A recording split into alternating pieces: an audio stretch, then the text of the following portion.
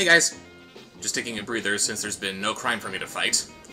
While we're waiting for my lunch to arrive, let's talk about Green Lantern. There was quite a selection for my patrons to vote for this month, wasn't there? Some of these properties are terrible, or just very divisive, but it was ultimately, and damn near unanimously, Green Lantern which won out. After the Warner Brothers logo shows off how minty fresh it is, our movie opens in space! We get some exposition by Jeffrey Rush doing his best Alec Guinness impression. These immortals, the guardians of the universe, built a world from where they could watch over all of existence. The planet Oa. They divided the universe into 3,600 sectors. A ring powered by the energy of will was sent to every sector to select a recruit. In order to be chosen by the ring, it was said one must be without fear. Also known as sociopaths. Of all the threats the Corps ever faced, the gravest was an entity of fear known as Parallax. Yes, Parallax. A creature who actually doesn't have a whole lot of business being here. 1. In the comics, he was supposed to be this giant yellow space bug thing. Why redesign him to look like a yellow Snoke from episode 7? 2. This is the thing that drove Hal Jordan insane with fear and made him kill off the entire Green Lantern Corps. I know a superhero has to fight a really big threat, but this is akin to Batman opening with Bane, or Superman with Doomsday. God damn it!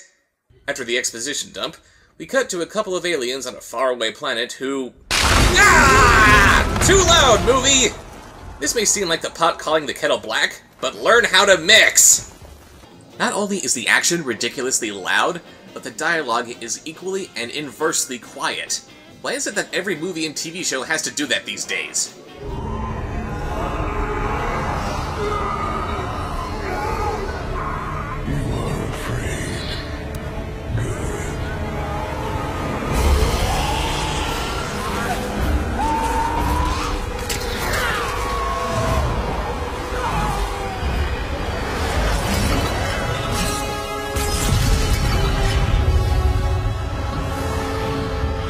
We then meet a young Hal Jordan, who is running late for something while his siblings are not.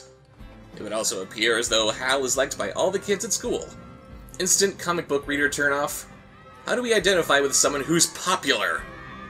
Hal swings by the local airbase to watch his father fly a new prototype jet.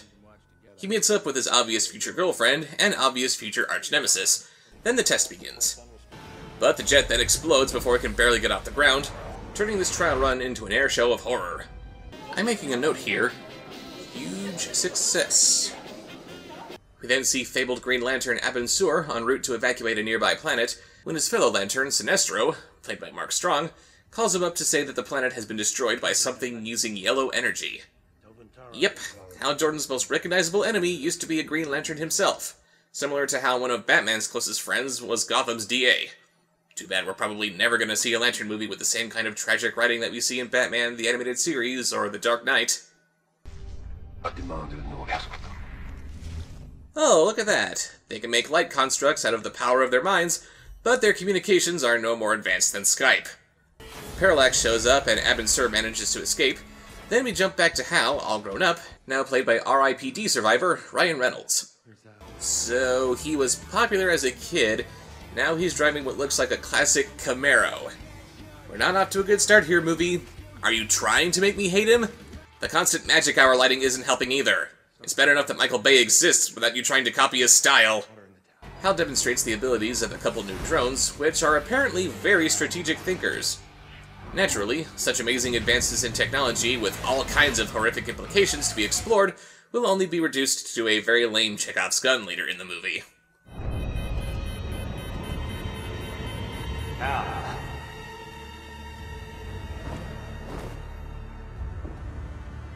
Keep it warm for me. Uh-oh! Someone has some daddy issues.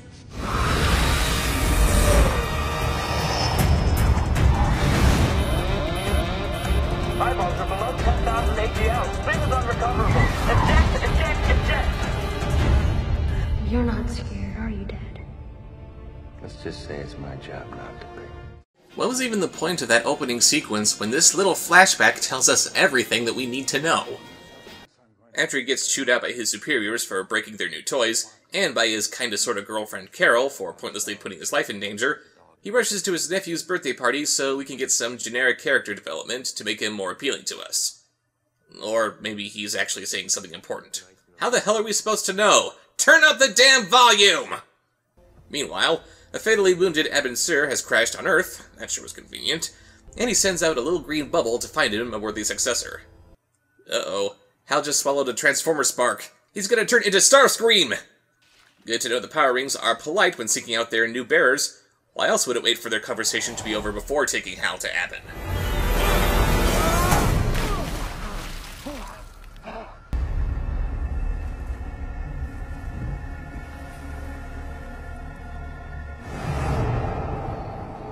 It's a 9 cool! Abin kinda sorta explains what to do with the ring, and Hal isn't at all surprised by the presence of a purple man from outer space giving him jewelry. It's also a good thing he grabbed that battery in all the chaos of his ship being attacked. Hal calls his friend from the base, Glasses McNerdy, about this amazing discovery that could change the course of human history forever.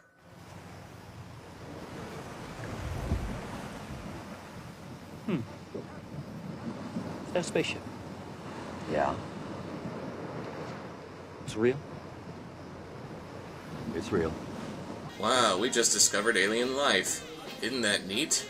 Yeah. We're gonna know someone was out there. I mean, alien pilots don't just bury themselves. I couldn't just leave him there. He said that the ring chose me. He said it was a great honor. Responsibility. Responsibility? Yeah, you. Maybe on their planet, responsibility just means asshole. Yeah, you want to tell me that Hal has a great imagination and willpower necessary to use a ring? Okay, I'll buy that. But why would it seek out someone with no sense of responsibility? Obviously, this movie isn't set in a shared universe with the rest of the DC heroes, otherwise the ring would probably just seek out Bruce Wayne. We cut to the planet Oa, home of the Green Lantern Corps.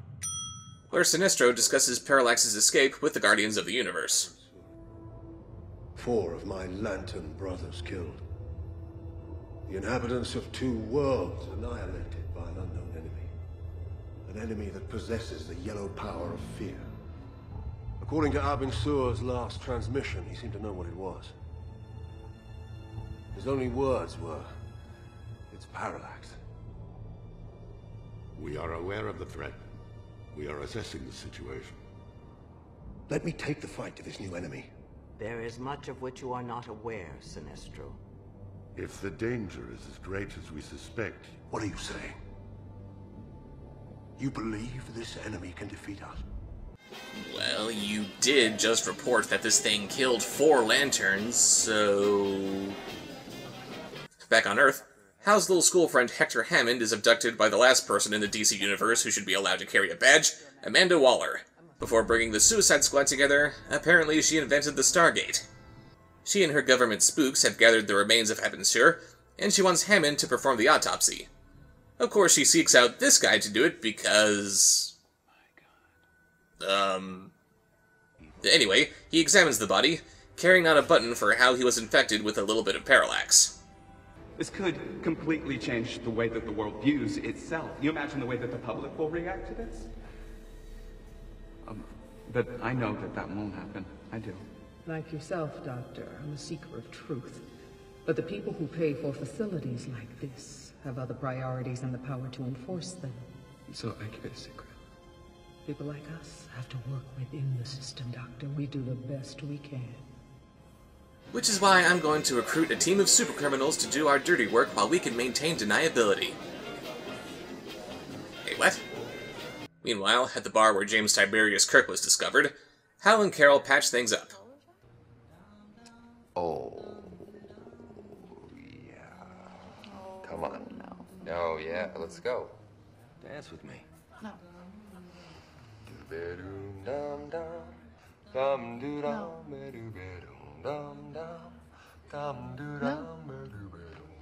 Hell, no. No. He just keeps insisting, despite her constantly saying no. Good to know that Hal has the willpower of a potential rapist. That'll keep the ring working. He's soon set upon by some other pilots who lost their jobs because of that stunt Hal pulled earlier. Hey! Hey! My face is just getting warmed up.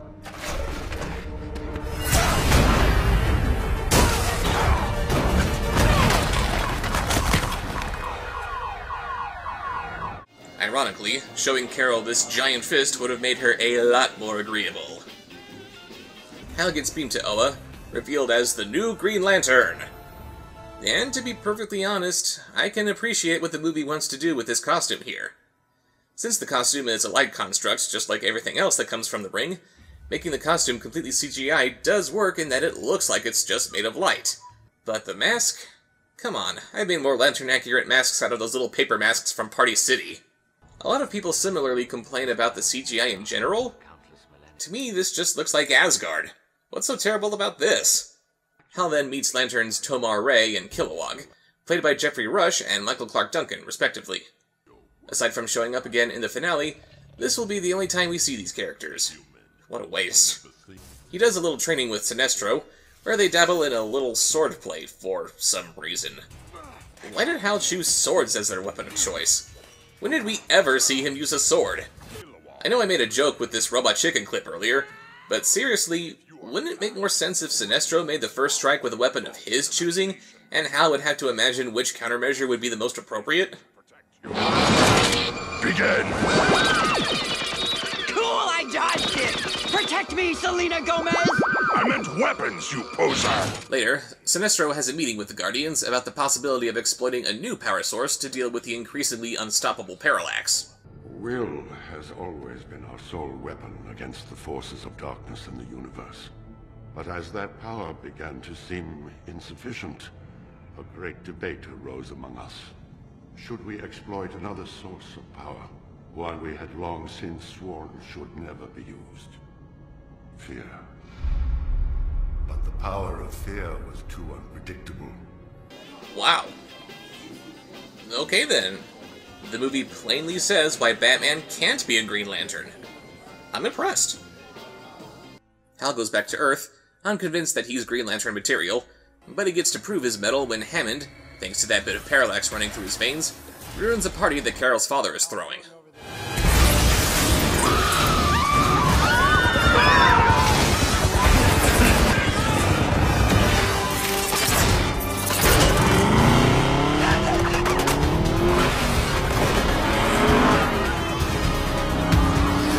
Okay, that's cool and all, but wouldn't it be easier to just try to catch the helicopter?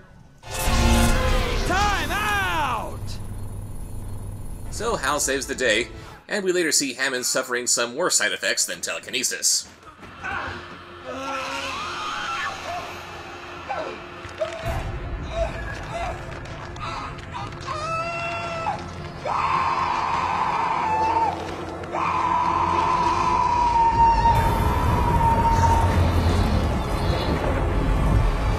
The sound of ultimate suffering. My heart made that sound when Ruga slaughtered my father. Now that Hal has a better idea of how to use the ring, he shows it off to Glasses McNerdy. Ah, green! Wow. I know, right? Hang on. If Hal quit the Corps, then why does he still have the ring? Did the Guardians just let him keep it since they know he'll eventually come back around? You're a superhero.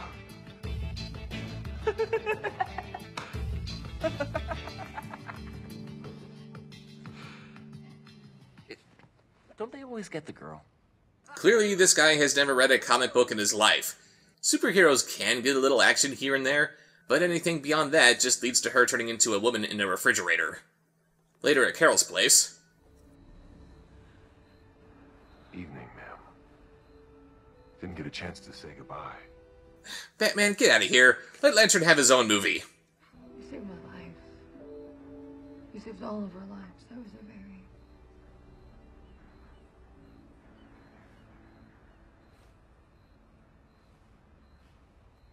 Hal?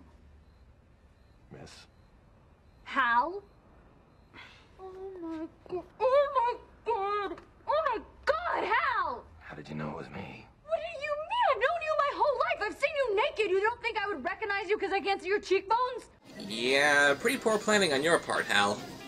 You couldn't imagine a full face mask like Simon Baz wears? What the hell is with that mask? Why did they design it with sunken eyes? That just looks hideous!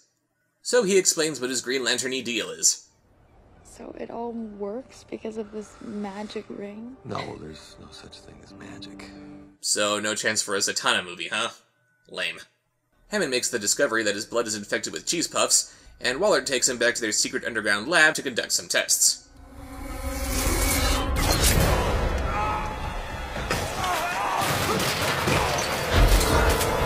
Jump back! Kiss myself!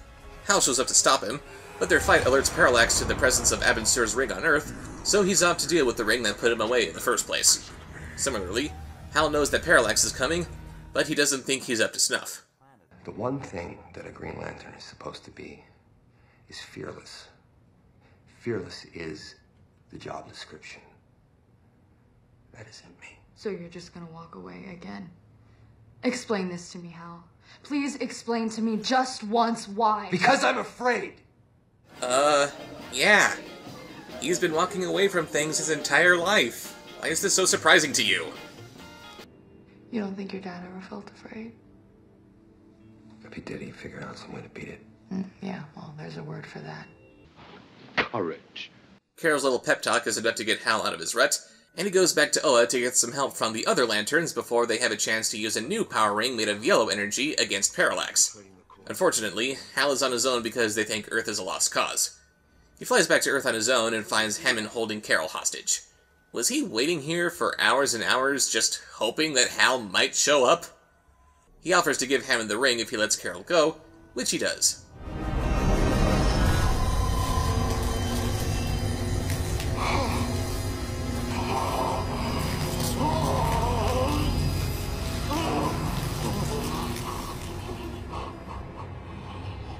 Wow!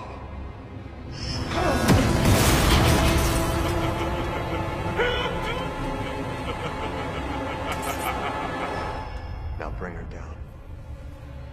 Oh.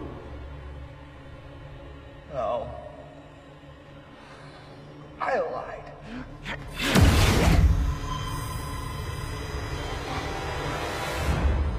I lied too. You see, the way it works is, you have to be chosen. Which is why the ring was working perfectly for you a few seconds ago.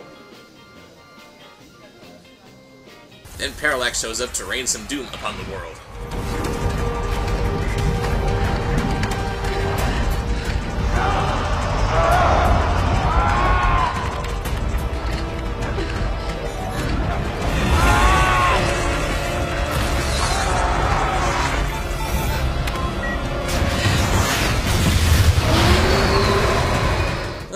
Sure is a good thing she could only do that with these robotic drones with artificial intelligence never before dreamed of.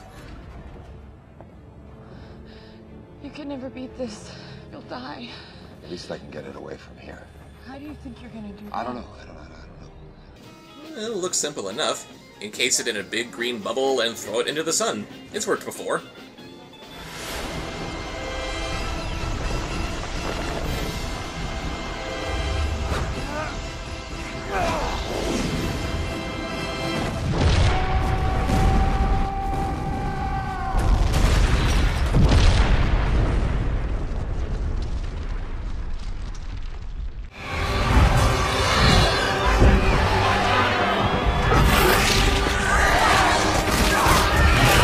Superman gets blamed for this somehow. Actually, unlike Superman, Hal successfully takes the fight away from Earth before any more casualties can ensue. Hey, look at that! I didn't know that there was an asteroid belt no further away than the moon. The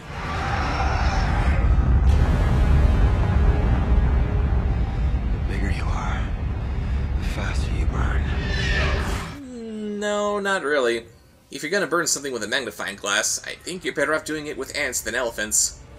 So Parallax is defeated by Hal throwing him into the sun. And no other Lantern in the last few countless millennia thought of doing that themselves. That's pretty embarrassing. And so the movie ends with Earth being saved. Sinestro commends Hal for his unlikely heroism. Hal flies back to Earth to tell Carol about how his new responsibilities will take him off planet from time to time. Sinestro becomes the first Yellow Lantern, teasing the sequel that will never happen, and Hal Jordan lived happily ever after as Deadpool. Which is really unfortunate, because honestly, this wasn't that bad. It's got its problems, to be sure, mostly stemming from feeling very standard, and my biggest problem with it just happens to be the sound mixing of all things. But otherwise, I simply don't understand the hate that this movie inspires. The actors are top-notch in spite of the silly material, the story remains true to the feel of the comics, the CGI looks no worse than most other superhero movies, and I really like the movie's message about fear. It's okay to be afraid, so long as you don't let that fear stop you from doing what you need to do. That is what courage really is. I was afraid to give a positive review for Catwoman way back when I first started, but I had to do it. Similarly, in this reviewer's humble opinion, Green Lantern is not a bad movie. Sure is a lot better than many other action movies of this sort that you could watch. Hang on a sec. What?! All of my Justice League videos are down?! Wait a minute. If you want to see these videos again, go to the parking garage on Cane and Finger, sent from YouTube at yahoo.com? No.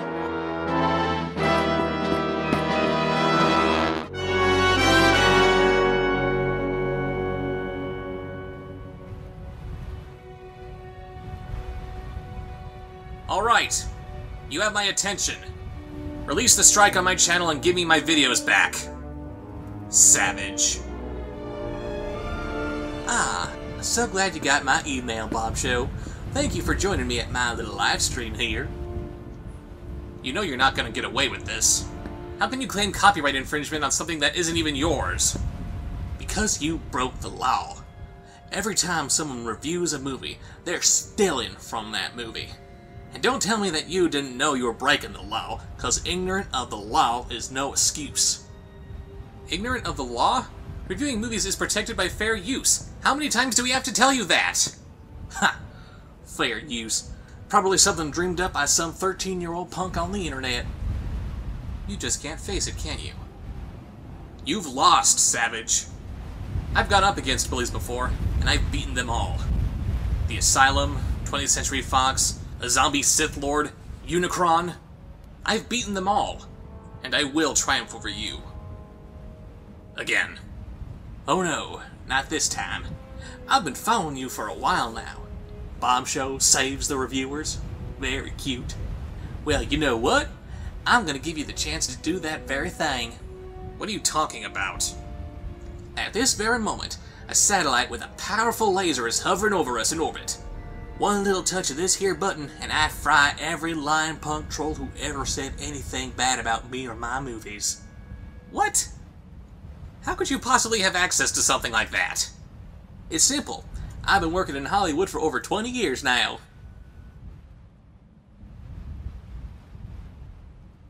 That doesn't make any sense. The point is, you can save them all, Bob Show. You want to be the hero? Well, now's your chance.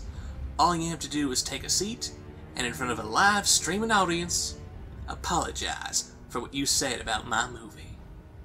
You must be joking. Do I look like I'm joking? This is ridiculous. You couldn't possibly have the ability to do what you're saying. If there's a 1% chance that I might, do you really want to take that risk?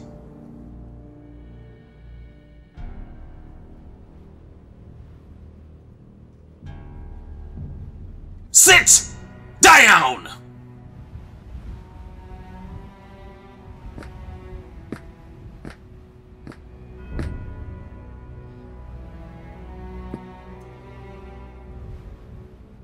Now, apologize.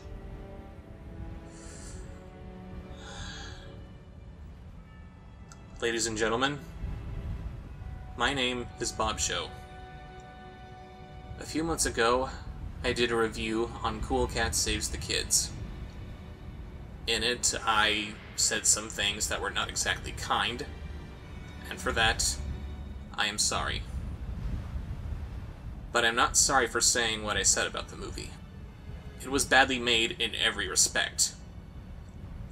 What I am sorry for is how I let all of you down. My opinion is my own, and I am no doubt addressing many people who don't share in my opinion. Chances are many of you enjoyed this movie, and maybe even looked up to its director as someone worthy of acclaim. But the way he's responded to criticism, lashing out against video reviews, threatening innocent YouTubers with litigation, and now threatening to take their very lives just because they didn't like his movie? I am deeply sorry for how betrayed you must feel upon learning what kind of a man this Savage is. If you don't feel that way about him, then I'm sorry for having to do this. Yeah! What the? Why are you little?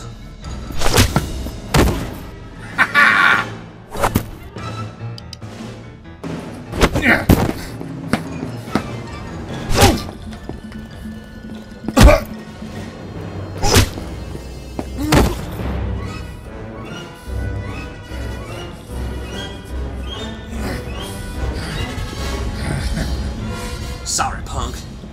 Time for you and all your little scumbag friends to die! No!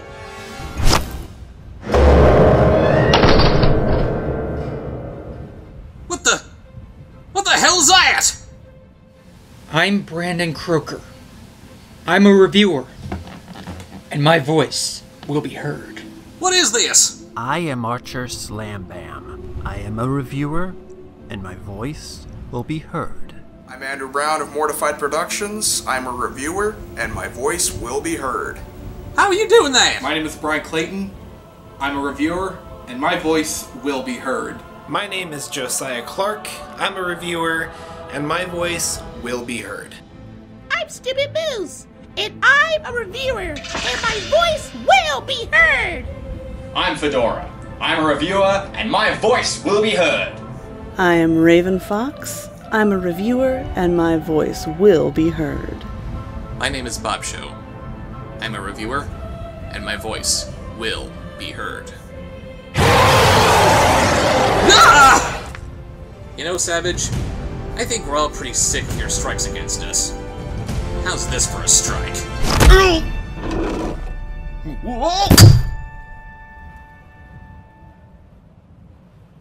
Damn. That takes care of him. By the way, how did you know I was here? You were still watching my show? Even after all that talk about moving on? Look, I'm sorry about neglecting you. If the Justice League teaches us anything, it's that we can't go it alone. We're a team, and I took you for granted. You've been with me since the beginning. I can't do this show without you. Hell, I've saved the world 3 times now, and every single time, I had you by my side. So what do you say? Friends? Super friends. Come here, you. Oh crap, I forgot about the live stream!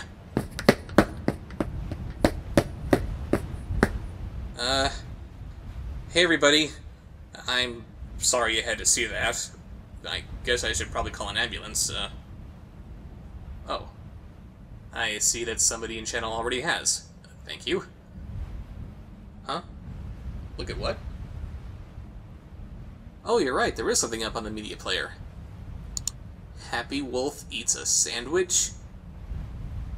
Oh my god, it's Savage's latest movie! He must have wanted to premiere it live after my apology. Do you guys still want to see it?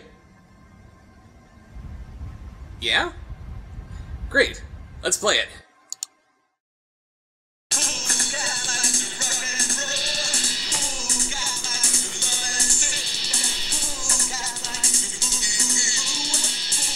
I know what I should do!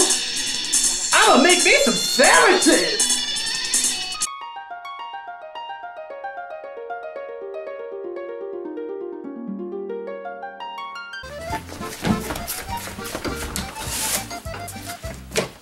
Wait a minute.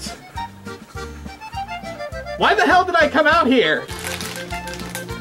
Come on. Open your damn...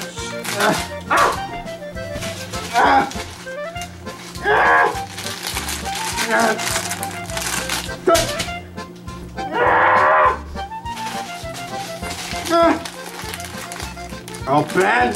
Open! What's wrong with these paws? Ooh! Sandwiches! Exquisite! Yummy! Sandwiches!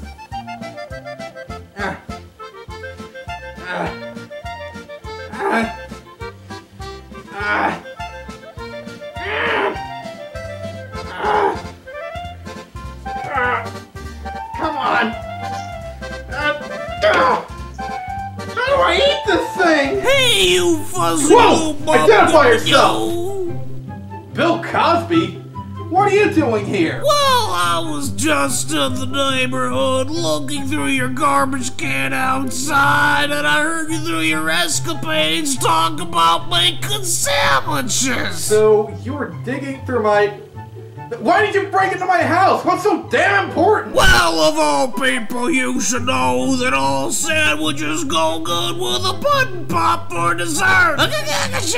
Well, yeah, I think that's common knowledge, but damn it, Bill, no one likes you anymore. Oh, you mean the kids don't like me anymore? They got all that fancy technology on the YouTube with the iPhones and the whiz-wazzes and the computer games. No, you kids and your damn super soakers and your short sleeve shirts. No,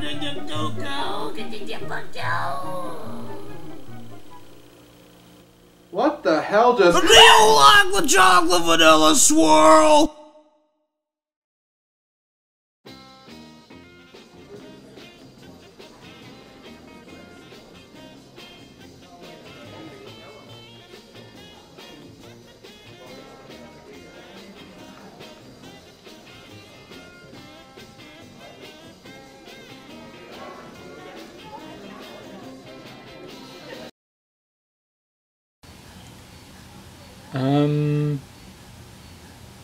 Are we done? Am I not gonna get to use the sword anytime soon? Guys? Hi, I'm Stupid Moose, and I'm a reviewer, and my voice will be heard. Are you ready, guys? Ready. Go, stupid team! Whatever.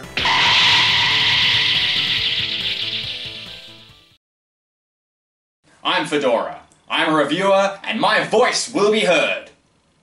Or I'll cut you. I am the oral sex goddess. My voice will be heard in the next county.